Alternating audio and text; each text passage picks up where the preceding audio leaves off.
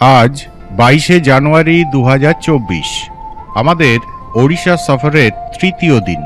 এখন 3:15 বাজে। টিকরপাড়া ঘাটে কিছুটা সময় কাটিয়ে আমরা এখন ঢেঙ্কানালের পথে। সেখানেই আজকের যাত্রা শেষ, রাতের আশ্রয়। এখন আমরা চলেছি SH-23 ধরে। আপাতত লক্ষ্য জগন্নাথপুর। আমরা চলেছি ঢেঙ্কানালের পথে। এই পথেই কিছুক্ষণ আগে এসেছিলাম,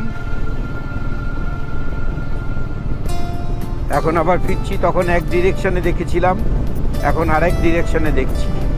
মনে হচ্ছে যেন একটা লাল পাড় সিল্কের শাড়ি বিছিয়ে রাখা হয়েছে, আমরা তার উপর দিয়ে ছুটে চলেছি। টিকরপাড়া থেকে প্রথমে করদাবেরিনী জঙ্গলের মধ্য দিয়ে গিয়ে পুরুনাকোট, তারপর তারোবার জঙ্গলের মধ্য দিয়ে গিয়ে জগন্নাথপুর।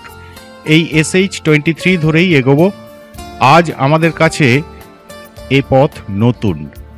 পূর্বে বেঁকে গিয়ে হিন্সরিদা পার হয়ে আসবে পম্পাসার, এই অঞ্চলের প্রধান প্রবেশদ্বার। তারপর করাতপাটাতে SH-23 ছেড়ে নতুন রাস্তায় সোজা পূর্বে এগোবো আবাদী অঞ্চলের মধ্য দিয়ে। মাধাপুর, শঙ্খপুর পেরিয়ে বনতলায় আবার নতুন রাস্তা, বরগেরা থেকে আসা আটাগড়গামী রাস্তা। দক্ষিণ পূর্বে এগোবো, পথে পড়বে ছোট ছোট গ্রাম। মহিধরপুরে এসে NH-655 পাবো, সেটা ধরে সোজা পূর্বে এগোবো। তারপর রাস্তার দক্ষিণ পূর্বে আসবে 7 মাইল।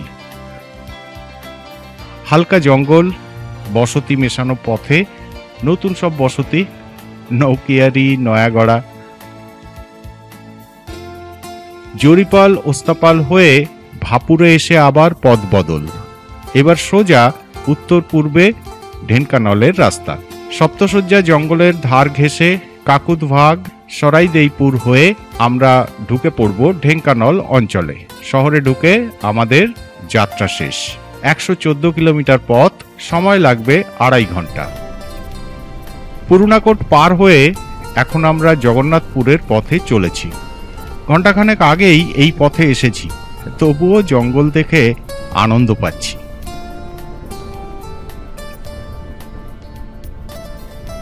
সেই জঙ্গল চোখের এবং মনের আরাম। হালকা জঙ্গল বলে আলোটা একেবারে কমে যায়নি।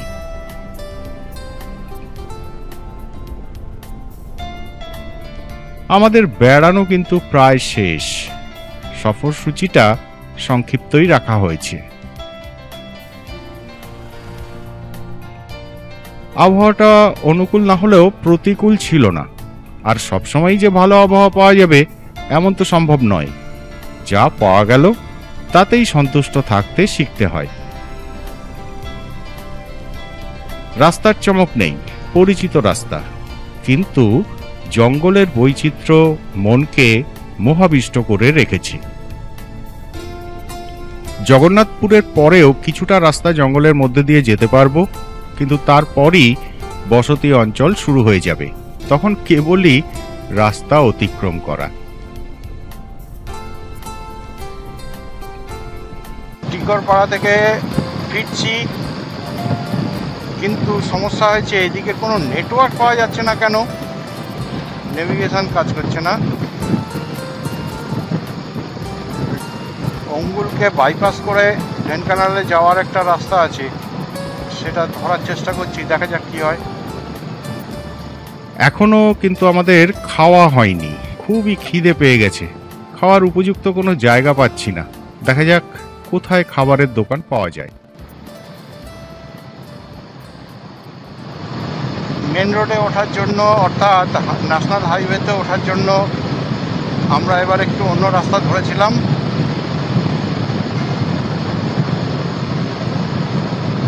এটা বি দিয়ে কি একটা যেন জায়গায় উঠবে ন্যাশনাল হাইওয়েতে।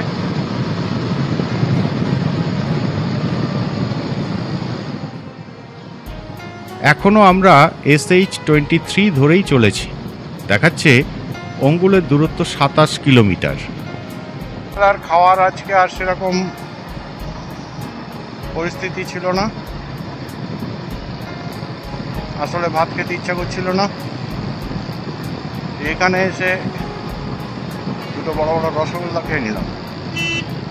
দেবাংশু বড়া খেলো আর দুটো রসগোল্লা খেলো, এই একটা রসগোল্লা খেলো। আরও কিছুটা এগিয়ে রাস্তা আলাদা হয়ে যাবে। আমরা এখন সমতলে চলে এসেছি। পাহাড় জঙ্গল মনে হয় না আর আছে। ঢেঙ্কানালের রাস্তা ধরে নিয়েছি। এখন আমরা পুরোপুরি বসতি এলাকার মধ্য দিয়ে চলেছি। জঙ্গল নেই, চাষের ক্ষেত দুপাশে।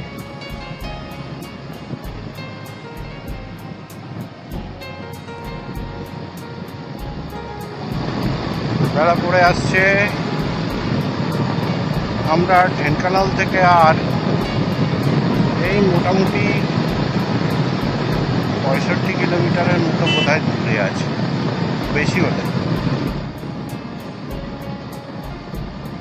মহিধরপুর পার হয়ে আমরা এখন NH 655 ধরে চলেছি ভাপুরের দিকে।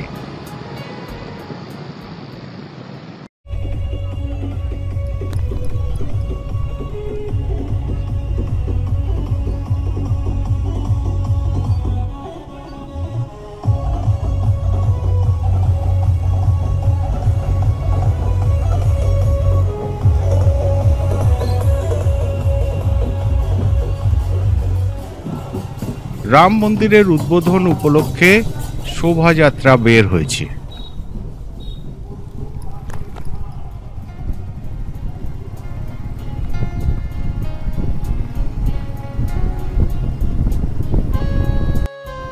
ছটা 51 সময় আমরা ঢেঙ্কানাল পৌঁছে গেলাম।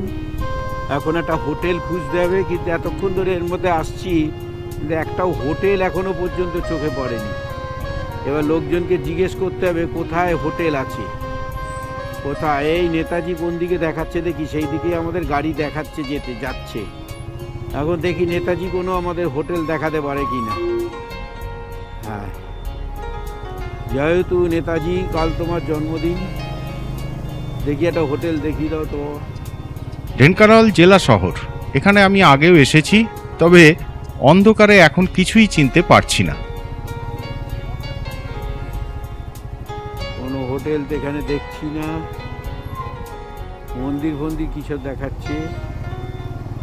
দেখি এক জায়গায় দাঁড়িয়ে তারপরে হোটেল খুঁজতে হবে।